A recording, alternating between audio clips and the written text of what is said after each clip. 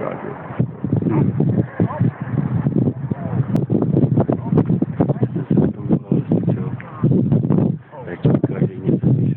Že tam bude i příští rok.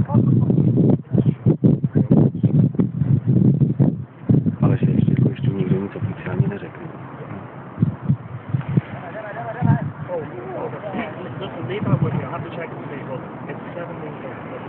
To by byla taky ráda, že? Ale zase je to o basketu, protože ten třeba to mluvil s tím trenérem.